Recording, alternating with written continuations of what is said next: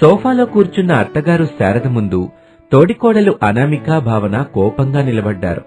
ఒకరిని ఒకరు చూసుకోవటం లేదు. మీ తోడికోడల మధ్య ఏం జరిగిందో నువ్వు చెప్పవే చిన్న కోళ్ళ. అన్నిటికీ కారణం మీ పెద్ద కోడలే. ముందుగా తనని అడగండి. కారణం నేనేలా అవుతానో చెప్పమనండి అత్తయ్య. అన్నిటికీ నేనే కారణం నేనే అంటే నేనెందుకు ఒప్పుకుంటాను? నేను ఏ పని చేసినా తప్పు పడుతుంది. అలా కాదు ఇలా చేయాలని చెప్తూ నా మీద పెత్తనం చేస్తుంది. పెత్తనమని నువ్వు అనుకుంటున్నావు. నా తోటి కోడలు నా చెల్లెలతో సమానమని, తను ఎక్కడా ఎలాంటి తప్పులు చేయకూడదని నేను ఆలోచించుకుని అలా కాదు చెల్లి ఇలా చేయమని చెప్పాను. అది కూడా తప్పేనా? తప్పే. ఈ ఇంటికి కోడలుగా నువ్వెలాగొచ్చావు నేను కూడా అలాగే వచ్చాను. ఈ ఇంట్లో నువ్వు దీపం పెడుతున్నట్టే నేను దీపం పెడతాను. నేను వద్దనలేదు కదా చెల్లి. చెల్లి అని పిలవకం నాకు పరమ చిరాగ్గా ఉంది. అలా తోటికోడళ్లు మాట అనుకుని ఎవరి గదుల్లోకి వాళ్లు వెళ్లిపోతారు. శారద బిత్తరపోయి చూస్తుంది. ఇప్పుడు నేను ఈ సోఫా ఒకటేనన్నమాట అని అనుకుంది. తన భర్త ప్రసాద్ ఇంటి అరుగు మీద కూర్చొని సెల్ ఫోన్లో పాతకాలం నాటి పాటలను సంతోషంగా వింటున్నాడు. ఆహా, ఎంతైనా ఆనాటి పాటలు ఎంతో మధురం అని అన్నాడు. అప్పుడు ప్రసాద్కి తను మజ్జిగ తాగలేదనే విషయం గుర్తొచ్చింది. శారదా, శారదా అని పిలిచాడు. సోఫాలో కూర్చున్న శారద కొంచెం కోపంగా వినిపిస్తుంది ఏంటో చెప్పండి అని అడిగింది. ఈ రోజు నాకు మజ్జిగివ్వలేదు శారదా, తీసుకొస్తావా? కోడలతో పంపిస్తానులే. కోడలు మీ ఇద్దరు ఎవరో ఒకరెళ్ళి నీ మామకి మజ్జిగ ఇవ్వండమ్మా, నాకు అసలు నొప్పిగా ఉంది అని శారద అంది. అప్పుడు పెరట్లోని బావి దగ్గర బట్టలుతుకుతున్న చిన్న కోడలు భావన ఏం చేసినా తనే చెయ్యాలని ఈ ఇంటి పెద్ద కోడలు అనామిక అనుకుంటుంది కదా. ఇప్పుడు మామయ్యకి కూడా మజ్జిగ ఆవిడగారు ఇస్తారులే అని అనుకుంది. అదే సమయంలో ఇంటి ముందున్న ట్యాప్ దగ్గర గిన్నెలు కడుగుతున్న అనామిక చెల్లి కదా అని కొంచెం చొరవ తీసుకుని భావన చేస్తున్న తప్పుల్ని సరిదిద్దుతుంటే నేను పెత్తనం చేస్తున్నానని అనుకుంటుంది. ఇప్పుడు నేను వెళ్ళను, నా పని నేనే చేసుకుంటాను అని అనామిక అనుకొని తన పని తాను చేసుకుంటూ ఉంటుంది. ఇక సోఫాలో కూర్చున్న శారద పెరటి గుమ్మం వైపు చూసింది. భావన రాలేదు. ఇంటి ముందు గుమ్మం వైపు చూసింది. పెద్ద కోడలు అనామిక కూడా వస్తున్నట్టు కనిపించలేదు. తోడు కోడల్లో చేసి నా చేయకపోయినా నాకు తప్పదు కదా అనుకొని కిచెన్లోకి వెళ్ళింది శారద. ఇక మరోపక్క రమేష్, వినోదులు పారుతున్న కాలువ పక్కన ఉన్న తమ పంట పొలాన్ని చూస్తున్నారు. తమ్ముడు, పంట కోతకొచ్చింది. ఇప్పుడే మనం జాగ్రత్తగా ఉండాలి. అవునన్నయ్య, దొంగల భయం చాలా ఎక్కువగా ఉంది ఊళ్ళో. కోత కోసి పంట మార్కెట్కి వెళ్లే వరకు మనం ఇక్కడ కాపలా ఉంటే బాగుంటుంది. అవును తమ్ముడు, నేను కూడా అదే అనుకుంటున్నాను. ఇంటికెళ్లిన తర్వాత అమ్మా నాన్నలతో మాట్లాడి ఈ రోజు రాత్రి నుంచే కాపలా ఉందాం తమ్ముడు.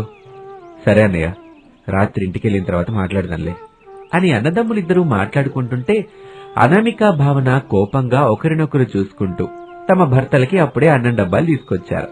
వేరువేరుగా కూర్చొని అన్నదమ్ములిద్దరూ అన్నం తింటున్నారు. తోడికోడళ్ల గొడవ వల్ల అన్నదమ్ములు మాట్లాడుకోకుండా తినటం అవుతుందని బాధపడేవాళ్లు. ఇక శారద మజ్జిగ తీసుకుని ప్రసాద్ దగ్గరికి వచ్చింది.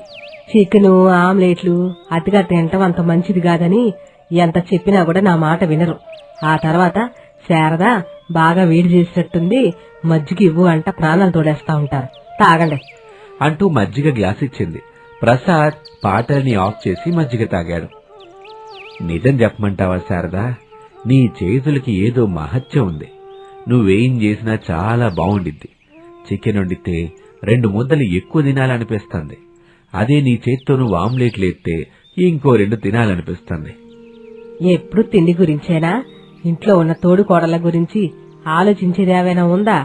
మన కోడలకేమేం శారదా, ఇద్దరు బానే ఉంటున్నారుగా. అది కాదండి.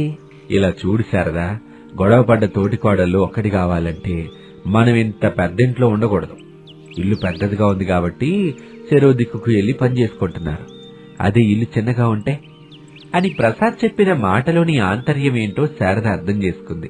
రాత్రి కొడుకులు వచ్చిన తర్వాత మాట్లాడతాను, ఇప్పుడు చూడండి చక్రం ఎలా తిప్పుతాను అని శారద అక్కడి నుంచి వెళ్లిపోయింది. ప్రసాద్ మళ్లీ సెల్ ఫోన్లో పాటలు వింటూ ఉన్నాడు. తోడికోడళ్లు ఇంటికొచ్చారు. ఎవరి గదుల్లోకి వాళ్లు వెళ్లిపోయి తలుపులేసుకున్నారు.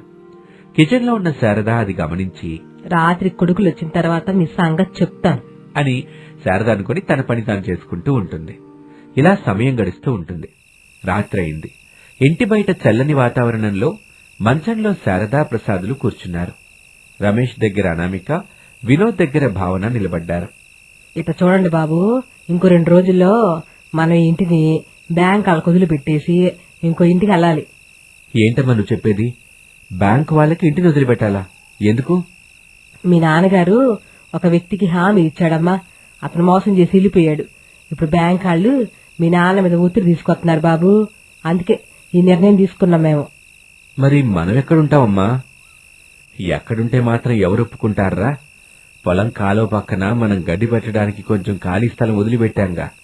అందులో వచ్చి ఇల్లు కట్టుకుని ఉండాలి. ఇంకా మనకి కష్టాలు తప్పదు అని చెప్పగానే తోటికోడలిద్దరూ ఒకరి ముఖం ఒకరు చూసుకున్నారు. నాన్నా, నువ్వు చెప్పింది చాలా బాగుంది. అసలే ఇది పంట చేతికొచ్చే సమయం. దొంగలు పడే అవకాశం ఉంటుంది. నేను తమ్ముడు పంటకి కాపలా ఉండాలి అనుకున్నాం. ఎలాగూ ఇల్లు కూడా అక్కడే కట్టుకుంటున్నాం కాబట్టి పంటనందరం కనిపెట్టుకొని ఉండొచ్చు. ఏం తమ్ముడు? అవునన్నయ్య. రేపు మనందరం కలిసి ఇల్లు కట్టుకోవాలి. నువ్వు నేను అనే తేడా లేకుండా అందరము అన్ని పనులు చేసుకుని ఇల్లు కట్టుకోవాలి. ఏం చెప్తున్నాను కోడల్లో? సరే అత్తయ్య, మీరు చెప్పిన తర్వాత నేను చేయకుండా ఉంటాను అత్తయ్య. అలా అందరూ ఆ తర్వాతి రోజు కట్టాల్సిన ఇంటి గురించి కాసేపు మాట్లాడుకున్నారు. ఇక ఆ తర్వాత అనామిక, రమేష్లు వాళ్ల గదిలోకి వెళ్లిపోయారు. వినోద్, భావన వాళ్ల గదిలోకి వెళ్లారు. పొలం కాలం గట్టిన ఇల్లు కట్టుకుంటే మన ఇంటి కోడల్లో ఎట్టా కలిసిపోతారో అర్థం అవ్వట్లేదు. శారదా, కాలవంటే నీళ్లు పారించేది మాత్రమే కాదు, అటూ ఇటు ఉన్న పొలాల్ని కలిపేది కూడా. అనుబంధం వారధిలా నిలిపేది. నువ్వు చూడు, మన పొలం కాలువగట్టు మన ఇద్దరి కోడలని ఒక్కటి చేసుద్ది అని చెప్పిన భర్త మాటని శారద గట్టిగా నమ్మింది. అలా సమయం గడుస్తూ ఉంటుంది. 2 రోజుల తర్వాత పొలం కాలువ పక్కన ఉన్న ఖాళీ స్థలంలో చిన్న మట్టి ఇల్లు కట్టుకున్నారు. అక్కడ తోడికోడళ్ళకి వేరువేరు గదుల్లేవు. ఆ చిన్న ఇంట్లో ఒకవైపు దేవుళ్ల ఫోటోలు పెట్టుకున్నారు, మరొక వైపు వంట గిన్నెలు, సరుకులు పెట్టుకున్నారు. 3 మంచాలు మరొక పక్కగా ఉన్నాయి. ఆ ఇంట్లో 3 మంచాలు వేసుకుని 3 దంపతులు పడుకునేవాళ్లు. అప్పుడప్పుడు రమేష్, వినోదులు లేచి పొలం చుట్టూ తిరిగేవాళ్లు. ఆ ఇంటికి వెళ్లిన తర్వాత తోటికోడలికి సర్దుకుపోవటం తప్పలేదు. ఇద్దరూ మౌనంగా ఉండేవాళ్లు. అనామిక హారతిస్తుంటే భావన గంట కొట్టేది. అనామిక వంట చేస్తుంటే భావన కూరగాయలు తరిగేది. అనామిక కాలువ కట్టిన గిన్నెలు తోముతుంటే భావన వాటిని కడిగేది. ఆ తర్వాత భావన బట్టలు ఉతుకుతుంటే అనామిక వాటిని కాలువ నీళ్లలో తీసేసి ఆ పక్కనే కట్టిన దండం మీద వేసేది. శారద, ప్రసాదులు అదంతా చూస్తూ ఓ రోజున, ఏంటండి ఇది, మనం ఒకటి అనుకున్నాము, ఇక్కడేం ఇంకోటి జరుగుతుంది. ఇద్దరు మాట్లాడుకోకుండా అన్ని పనులు చేసుకుంటున్నారు. శారద, ఇక్కడ కూడా మనం మన బుర్రలకి తెలివి పెట్టాలి. అంటే? శారద, మన చిన్న కొడల భావనకి ఈత రాదుగా, నీకు తెలుసుగా. ఇప్పుడు ఏం చేయాలో బాధపడిందిలేండి. నాకు తెలుసు శారదా, నీకు సెంటీమీటర్ చనువిస్తే నువ్వు కిలోమీటర్ దూసుకెళ్లే రకం. ఇంకా నీ పని మొదలెట్టు, నేను కొడుకులు తీసుకున్నట్ట ఊళ్ళోకి వెళ్తాను. అట్టాగేనండి అని చెప్పగానే ప్రసాద్ పొలం గట్టును నిలబడి కోతకొచ్చిన పొలాన్ని చూస్తున్న కొడుకుల దగ్గరికి వచ్చారు. వాళ్లతో మాట్లాడి అలా చెరువు కట్ట వైపు తీసుకుని వెళ్తాడు. ఇక భావన కాలువ ఒడ్డున కూర్చొని బట్టలు ఉతుకుతూ ఉండగా భావనకి ఇష్టమైన చీరని శారద తీసుకొచ్చింది. దాన్ని కాలువలో వేసింది. అయ్యో చిన్న కోళ్ళ, నీకిష్టమైన చీర కాలువలో పడిపోయి కొట్టుకుపోతుందే, దూకి తెచ్చుకో అని చెప్పింది. అప్పుడు భావన తనకి ఈత రాదు అన్న విషయాన్ని మర్చిపోయింది. వెంటనే ఆ కాలువలోకి దూకింది. మునుగుతూ తేలుతూ ఇబ్బంది పడుతూ ఉంటుంది. కాపాడండి అని అరుస్తూ ఉంటుంది. ఇక అప్పుడే శారద కేకలేస్తుంది. అనామిక ఇంట్లో నుంచి బయటకొచ్చింది. కాలువలో కొట్టుకుపోతూ తన తోటికోడలు భావన కనిపిస్తుంది. చూసిన వెంటనే అనామిక ముందు వెనుక ఆలోచించకుండా కాలువలోకి దూకింది. భావనని, ఆ చీరని ఒడ్డుకు చేర్చింది.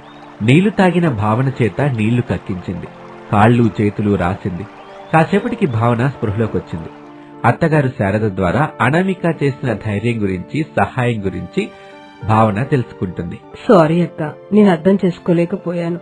నువ్వు పెద్ద కోడలివి, ఈ ఇంటి పద్ధతుల గురించి నీకు తెలిసే ఉంటుంది. అది నేను అర్థం చేసుకునుంటే ఈ రోజు మనకి ఈ ఎడబాటుండేది కాదు. ఇట్లా పొలం కాలు గట్టిన మనం ఉండేవాళ్ళం కాదు. చెల్లి, మన మధ్య సారీలు ఎందుకు చెప్పు? ఎంత గొడవున్నా మనం ఎప్పటికొకటే. నీకేమైతే నేను ఊరుకుంటానా చెప్పు? అలా తోటికోడలిద్దరూ కలిసిపోతారు. అప్పుడు అన్ని పనులు నవ్వుకుంటూ ముచ్చట్లు పెట్టుకుంటూ చేసుకుంటూ ఉంటారు. అది చూసి అత్తామామలు అన్నదమ్ములు ఎంతో సంతోషపడతారు. నేను చెప్పాను కదా శారదా, కాలువనేది 2 పొలాల్ని గలిపేది కాదు, 2 మనుషుల్ని కూడా గలిపేదని. ఎప్పటికైనా నీకు అర్థమైందా? తెలిసిందండి. మన పొలం కాలువ చక్కని పంటలనిచ్చి అన్నపూర్ణదేవి అవడమే కాకుండా మన కోడలను గెలిపి మన ఇంటి ఇలవెలిపోయింది. అవును శారదా, ఇంకొచ్చేది వేసవికాలమేగా, ఇక్కడే ఉందాం అని ప్రసాద్ చెప్పగానే అందుకు అందరూ ఒప్పుకున్నారు. ఇక అప్పటి నుంచి ఆ పొలం కాలువ గట్టునే, ఆ ఇంట్లోనే ఆనందంగా జీవిస్తూ ఉంటుంది ఆ కుటుంబం. ఇది వాల్టి కథ. మరొక ఆసక్తికర కథలో మళ్ళీ కలుద్దాం. అంతవరకు సెలవు. నమస్తే.